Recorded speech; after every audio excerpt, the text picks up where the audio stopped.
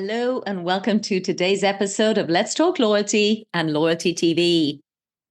As most of you probably know, airline loyalty programs are often my favorite conversations. I also love to learn about inspiring or innovative propositions in interesting global markets. And today's episode is a mix of all three.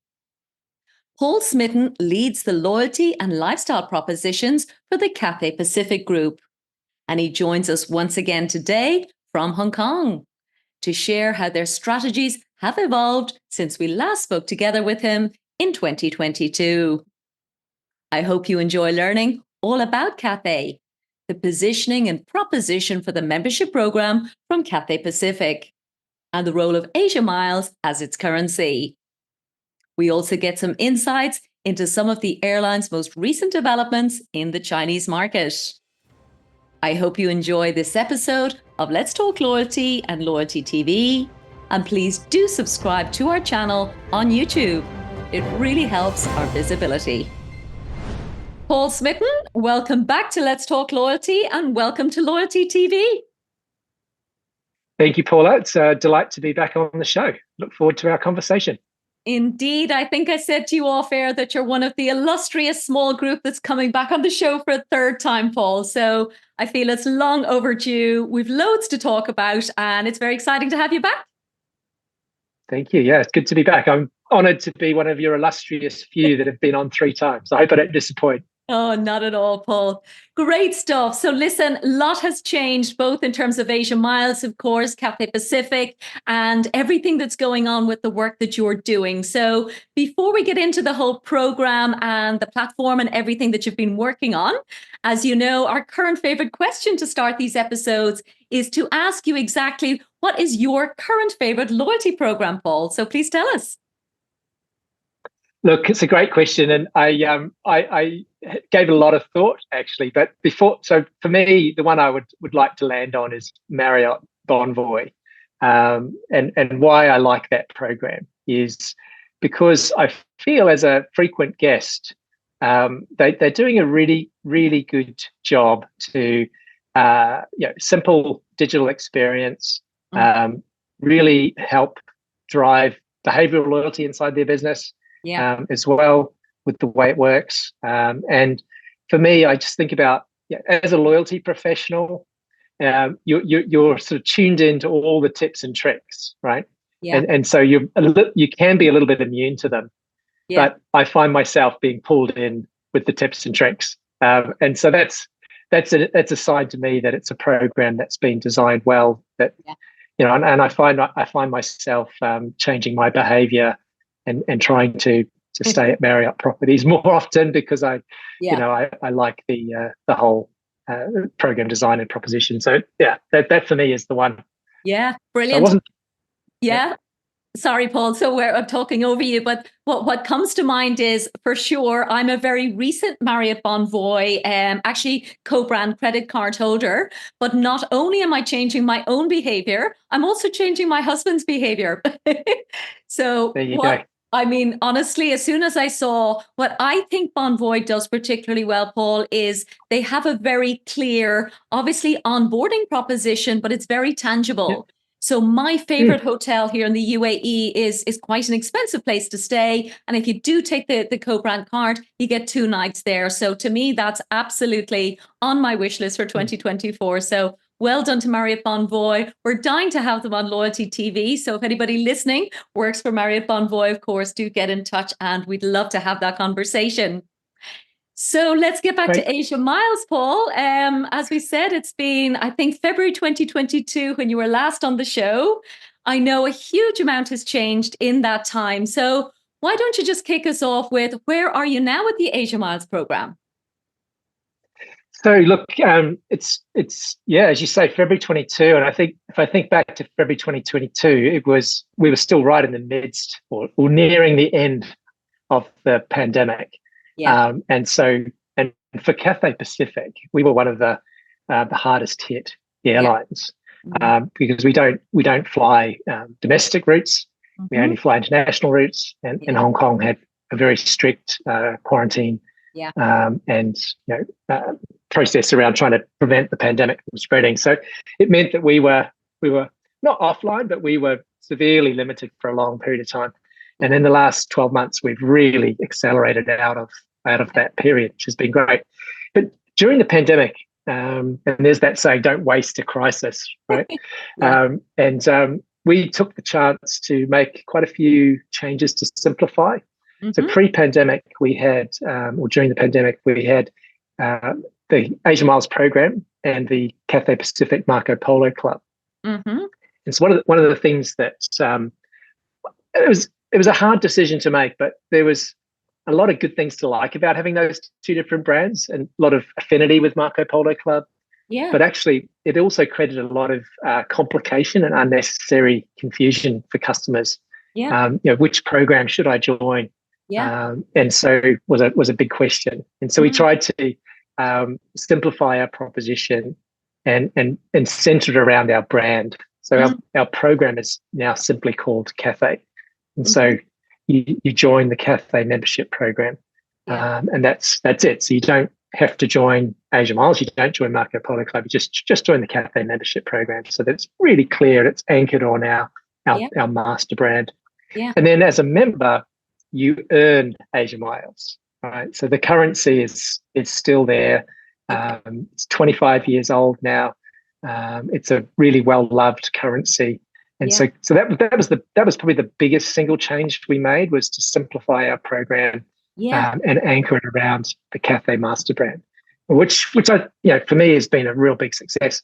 I think the biggest challenge when you make a change when you're in a very slow period like that is your brand is less relevant because you're less visible. People aren't interacting with you as much. And so I guess in the last 12 months, we've had to sort of continue that education job to make people make sure they understand the changes that we've made. Yeah. And I think we're quite a long way down that path now. People understand what we've done. Yeah. And it's about simplification and anchoring on the master brand.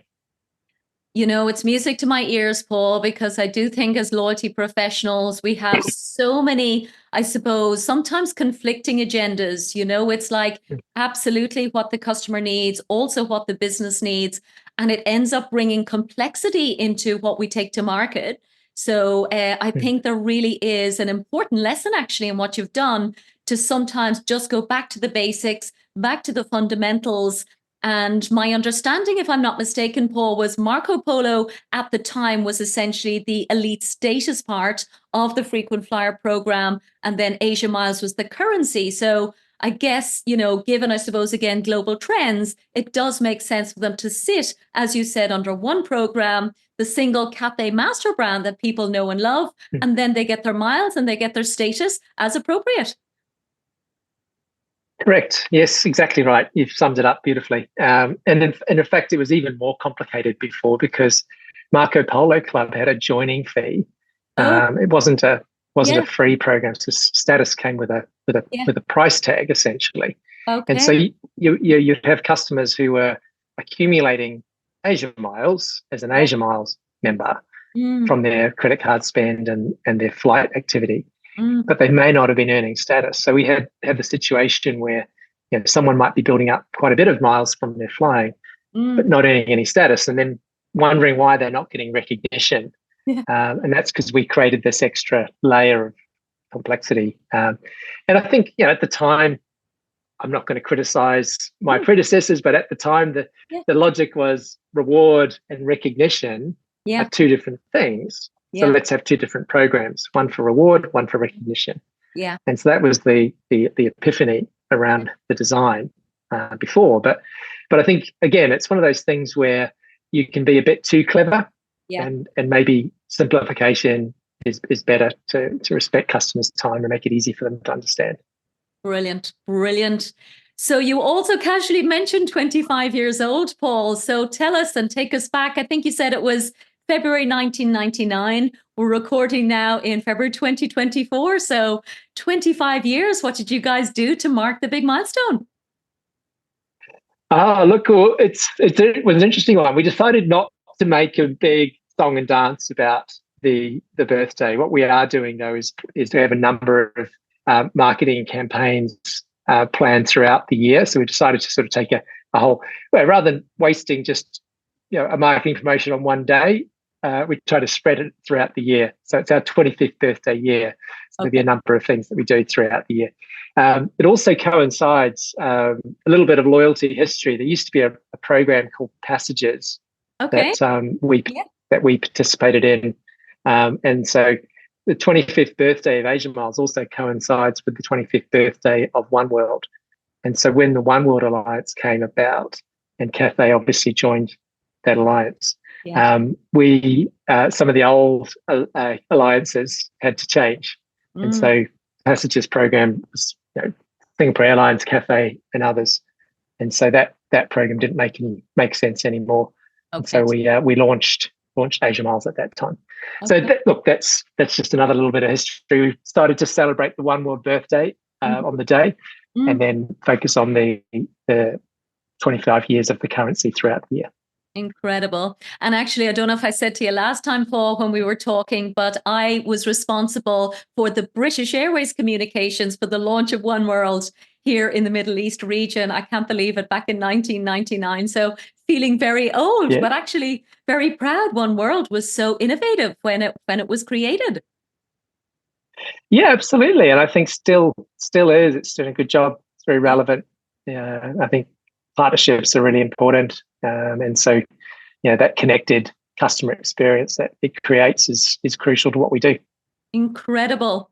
From a membership perspective, Paul, can you share any numbers in terms of what the Cathay membership is, or is that top secret? Or I'd love to get a sense of the scale or the growth that you guys are going through.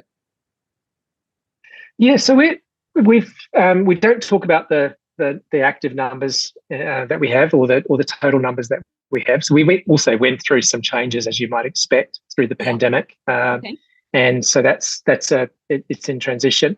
But it's been growing incredibly. So what I can say is the last 12 months, our membership has increased more than it's increased at any time in its history. Wow. And that's, so it's good. So simplifying the program, making it easier has been important. We also, from a digital experience point of view, spent quite a bit of time making it easy to enroll. So we call it our simplified enrollment form. So it's basically much less in terms of time it takes to sign up and join and get going, by just removing friction. I'm a big fan of the conversion formula of product and desire of consumers, and remove anxiety, remove friction, and then you get conversion. So trying to sort of simplify our proposition has been what that's all about. And so the other thing we're trying to do is get more of our passengers to become members. So we're really working hard to some of the KPIs I track are how many of our passengers are members, and really try to work to get more known customers on the plane, because the more we know about them, the more we can understand them better and personalize the relationship. So that's the other key metric. I love that, actually. It's something that actually comes up much more, would you believe, in conversations with retail loyalty practitioners, Paul. I think you're the first airline person to actually say that is a specific objective. And of course, there's so many objectives with the loyalty programs in airlines. And I know, like everyone else, you're keen to be part of lifestyle, I suppose, for your members. But I do think that penetration number is very significant. Wonderful to hear that you've taken that as something that's a top priority for you. Yes, and it's interesting too. You mentioned retailers. We actually talk about being one of the world's greatest service brands. That's our ambition, to become one of the world's greatest service brands. And so when we don't talk about becoming one of the world's greatest airlines, it's service brands. And so we do take notice of what retailers are doing, what other industries are doing as well. So it isn't necessarily what an airline might do. It might be what others do that we pay more attention to. So knowing customers, as you say, is an important metric in the retail sector. And so that's an important metric to us as well. And we can see some real benefits from growing that number as well. So we're starting to see the difference between a known customer and an unknown customer is quite material. For sure. So it's really, really useful. Yeah, incredible. And I know partnerships is something that you value very strongly, Paul. And again, co-brands is always, a key part of that overall portfolio. I've seen you've been very busy on LinkedIn talking about some very significant work on the co-brand space. Would you tell us what you've been doing for the whole co-brand proposition? Yeah, absolutely. So another thing, again, another pandemic-related activity was I took the chance to look at our credit card portfolio, and we have a whole range of conversion card relationships, many, many conversion card relationships, and that's fine. But for the co-brand space, we're trying to pick a co-brand card partner in a geography. Mm-hmm. And what we've done is we've actually created the look and feel of the card ourselves. So that the in-house design team built a Cathay MasterCard card face, Mm-hmm. right? And what we're trying to do is get issuers in different markets to take that card. And so in the Hong Kong market, we have a relationship with Standard Chartered Bank. Mm-hmm. In China with CITIC Bank. We're in the US market with Synchrony.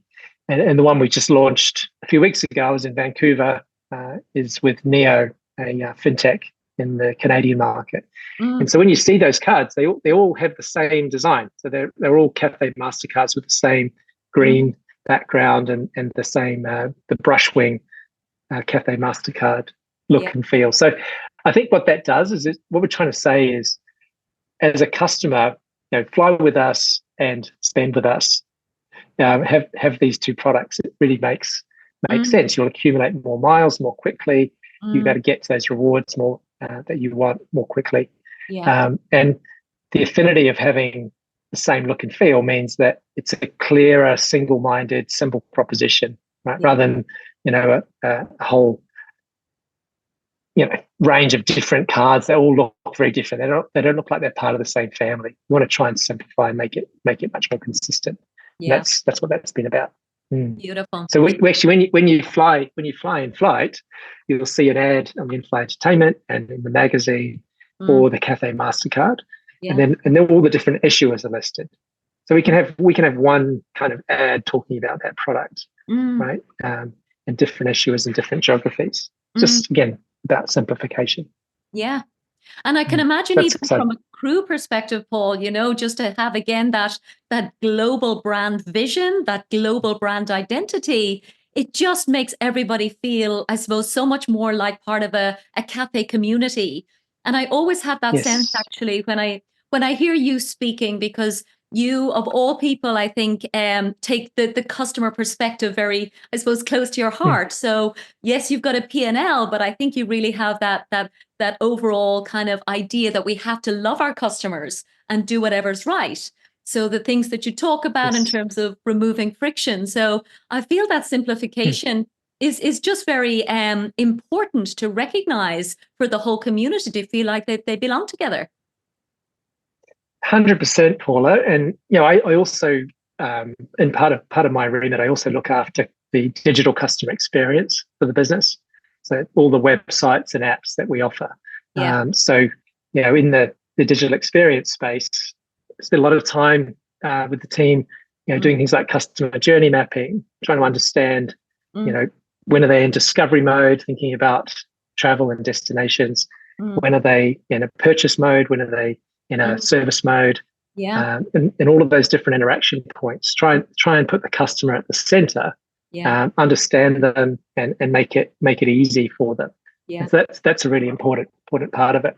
Yeah. And going back to what you said about the crew, we're a really big believer in happy people, happy staff creates happy customers as well. So again, the more we can simplify the proposition, make it easy for our teams, they understand the product better, and hopefully they can do a better job of communicating it to customers as well. Yeah. I'm glad you brought up the digital experience, Paul. First of all, you've reminded me of something from our last conversation again, even though it was 2 years ago. But I saw it again on your website, and the simplicity of it is, again, quite unique on the Cathay website because I haven't seen it elsewhere. And it's the WhatsApp icon. The fact that I can literally directly message you as an airline It's just, I know it's been there because, as I said, I remember from our conversation in 2022. How's that going as a channel for you? Yes, very good. It's very good. Absolutely great, actually. And we have like a pyramid, right? We want to try and have the simpler conversations dealt with things like chatbots, Yeah. and live chat, Yeah. and WhatsApp, or we use other channels too. So WeChat, Line, other apps as well in different geographies, because WhatsApp isn't everywhere. Yeah. And so that's useful. And I think the insight there is, let's save our customer service teams for the harder stuff, Yeah. and so that when the customer really needs to speak to someone, don't make it hard for them to get to that person, Yeah. but make them have their time freed up to be able to deal with those more complicated issues. So we Yeah. spend a lot of time looking at the lost call rates, average call waiting time, those sort of important metrics as well. And by getting the simple stuff handled through those other channels is better. We also are now using AI quite extensively as well. So again, in the digital experience world, you've got to make sure that your website has up-to-date content, that there's no contradicting information on your own website, Yeah. and especially in an AI world, because Yeah. the AI needs to get the answer from somewhere. Yeah. And so if your website has contradicting, it sounds like a silly thing to say, Yeah. but in a complicated website, you can have a lot of information in lots of different places, and sometimes there are things that may be slightly contradicting or confusing. Yeah. And so the AI can get it terribly wrong if the source information isn't 100% right. So we're spending time just making sure that those sorts of things really work well. Again, removing friction, making it easy for customers, and being digital is really key. Yeah. And would you say, is the AI exclusively within a customer service context, Paul, or have you started to look at it for anything to do with loyalty or any of the other propositions? Or again, maybe that's top secret, but given that it is the topic du jour, I feel like I can't move on until I at least ask. Yeah, look, we've been using it for mainly things like customer queries simple customer queries at this stage.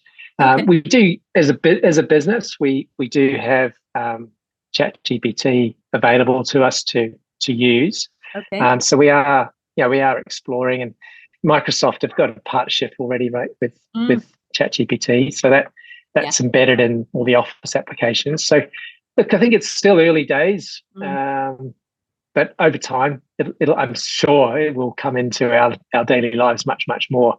But we're still at the early stage, I'd say. Yeah, I actually had great fun, and genuinely, it's the first time I really enjoyed using ChatGPT myself yesterday.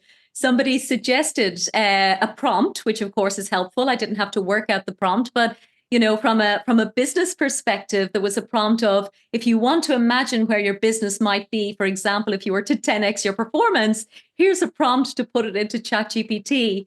And it was actually mind-blowing, because it actually sat down and wrote a press release for me of what my business would look like if I was announcing growth of tenfold this time next year. So I just really, I suppose, for the first time appreciated that this is something that, I can use as a lever to inspire me and educate me, even though I'm feeding it the problem, let's say. So I guess that's what you guys are doing as well, just kind of seeing where it can go. Yeah, absolutely. I think was it Bill Gates said recently that it was a bigger revolution than the mobile phone. So I think that, to give an idea, we know how big the mobile's been, but so hard to imagine. But it's going to get pretty crazy, I'd say. I'm sure it is. And I keep thinking, I bet you there's some like killer use case that I really should be able to see, and I just haven't figured out yet. But I guess there's a lot of clever people thinking about those kind of things. So I'm pretty sure the next time we have a conversation, there should be some killer apps there that we will have seen evolving in the meantime. But the other cool channel I really wanted to talk about today, Paul, because you put a post up on LinkedIn, I think it might have been 2 or 3 months ago. But given your, I suppose, roots into China, of course, a huge amount of business that you guys are doing there. And I saw that you have been doing some, maybe I'll call it experimenting. You can correct me if that's wrong, but using TikTok, or I don't know the Chinese name, Paul, you'll have to forgive me, but the channels in China feel very different, of course, for any Yes. digital interaction, not just for loyalty. But it looked like you were on like a QVC shopping channel, um, promoting Cathay merchandise. And I think I had a missed calling where I'd have loved to have been a QVC presenter. So I was so amused. So tell us what you've been doing on the live streaming. Yes, so yeah, you're spot on. I mean, TikTok, yeah, same logo, but in China it's called Douyin. Douyin, okay. And it's obviously it's a Chinese company, Yeah. and so in the Chinese mainland, it's a very very prevalent channel. A lot of brands use Douyin and others as well like it for e-commerce. Mhm. And so yeah, look, it's for us, it's about trying to be relevant in different markets around the world, and Mhm. in the Chinese mainland, that's a really important channel. Mm. And so it was exactly an example of experimentation. We are still doing it. Wasn't a one-off. It's something Okay. that we are continuing to do. Yeah. And so I won't be presenting. That's clearly not the right solution. Not the greatest use of my time all the time, but it was a good way to Yeah. give it that sort of kick off and launch. And yeah, a lot of fun too. So and we saw some interesting results, and I think what we learned from it was really really useful. So we're just going to keep refining the model and trying to make it Yeah. as effective as possible.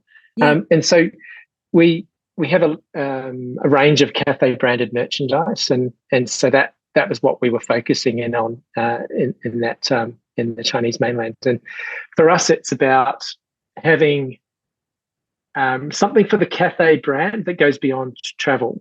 Mm. It's this premium travel lifestyle brand Yeah. is the positioning. And so Okay. the more we can have products that are Mm. aligned with a premium travel lifestyle master brand, the Mm. better it helps us drive that engagement. Mm. And just from a practical point of view, and again, just being selfish here, Paul, like how does it work in practice? Is it something that you pre-announce to the community? Because I don't actually use TikTok myself. I'm terrified I would be too addicted. So I'm genuinely trying to minimize my social media engagement. But given I suppose the adoption of any platform, particularly live streaming in China, is it something that is being run, I suppose, on a continuous cycle? Or is it like a TV show where it's announced, scheduled, and then there's hosts at particular times? Just, I'd love to understand how the practicalities work of it. Yeah, look, so I mean, it's literally just in a studio, filmed in a studio, not unlike how we're talking now, Yeah. and the products are available for sale. So there's an e-commerce capability. You Yeah. click through, you purchase. We schedule it, and Yeah. it runs. So the one that I was involved in was over 3 hours. Okay. So there was a range of different presenters cycling through in that time. Yeah. Yeah, and so people can tune in and tune out in the same way. You wouldn't expect someone to sit down for 3 hours and watch the whole Yeah. live stream, but they Okay. can tune in and tune out, and that's what you see. So you see the numbers coming through, Yeah. you see the engagement, the likes, the comments coming through. Yeah, it's really interesting, really, really, Wow. really fascinating way to engage. Yeah. So, and you're right too. The Chinese ecosystem's a little bit different too. So we sort of have to have quite a different approach in that market as well to what we might do in other markets. Okay. And so, the other big thing is, WeChat, and Yeah. within WeChat, you have these what they call mini programs, and Mm-hmm. so basically it's a little mini app within WeChat that allows you to create engagement around different areas. So, that's something that's very important in the Mm. Chinese mainland to engage with Chinese consumers. So Mm. you can't apply a one size fits all Yeah. approach. You have to be a little bit different in that market. Yeah. Yeah, and it's wonderful. We don't actually, we haven't had, much insights from China from a loyalty perspective, Paul. So really is intriguing. I mean, I've heard, of course, of WeChat and the mini apps essentially, and how that ecosystem allows brands, I suppose, real ownership, but also without having to ask consumers to go and download a branded app, which, of course, the rest of us in the rest of the world have to do. But I think China really did nail it by putting everything in one place, and it's just so seamless. Yes, it is. It's a really incredible place. I spend a lot of time in the Chinese mainland, and Yeah. it's a technologically advanced, to quite an incredible level. So if you haven't spent any time there or haven't been there recently, you'll be prepared to be quite amazed when you do go. Yeah. It's pretty slick. Yeah, for sure. I do feel like, again, as marketing professionals, never mind loyalty marketing professionals, I would dearly love to spend some time there, and really get an understanding of the opportunities. Similar, I suppose, even to India as well, Paul, for example. It seems every street stall in India now has QR codes, direct payments. They have leapfrogged their technology. And it's one of the things I love about doing this show is that we can showcase perhaps in markets that might be traditionally considered more mature, maybe Western markets. And actually, when we look to the East, we suddenly see there's a much better customer experience because it's being done from a totally different way. Yeah, absolutely. I mean, right now, one of the things that happened during the pandemic was cash just about disappeared, as a physical currency. Everyone uses digital payments now. Yeah. And recently, international credit cards can now be added to Alipay and WeChat Pay, whereas it wasn't that straightforward before. You needed to have a domestic Chinese mainland card. Now you can add your international card. So that's something that is, for travellers, you really need to get those apps, get WeChat, get Alipay downloaded before you leave. Get your card linked because you need them to be able to operate in the Chinese mainland. Yeah, for sure. Yeah. And even again in a retail environment here, Paul, I don't know if you've been to Dubai recently, but certainly all of the malls would have all of the signage, not only in English and Arabic, but also now in Chinese. So the global influence, of course, of what's happening in the Chinese market is just something that I feel like there is a real lack of knowledge around. So hopefully you'll keep your eyes and ears open and keep us posted on it. Yep, absolutely. We'll try to do so, Paula. Fantastic. So listen, I think we've covered everything that I wanted to ask you about the latest updates for Cathay membership, as it's obviously now known, the Asia Miles currency, and how loyalty is going overall for Cathay Pacific. So have I missed any big important topics, anything else either you've started doing or stopped doing that you think our global audience should be aware of? Yeah, look, I think maybe the one thing I wouldn't mind just briefly touching on was, I mentioned the digital customer experience before, and customer journey mapping is a big part of it. We want to be one of the world's greatest service brands, and that's going to be achieved by being very customer centric. Yeah. So we've done a lot of work. We've done market segmentation. We've looked at all our different customers again and tried to understand who they are, what's important to them, and then really design the digital product. And the physical product around those needs, so that it's very, very relevant to those different customer groups. And then it's about all the things that we can engage with them on. So if you've bought a plane ticket, what's the next most logical companion product? It's probably going to be travel insurance, or it's probably going to be a hotel, or a rental car. How do we make sure that companion product is the right product for you? So if we know, what hotels you like to stay at, we knew that one in Dubai you mentioned that you really love, for example. If we had an offer for that hotel, that's going to be great for you because you've just bought the flight and we've just told you here's a hotel that you might like. Yeah.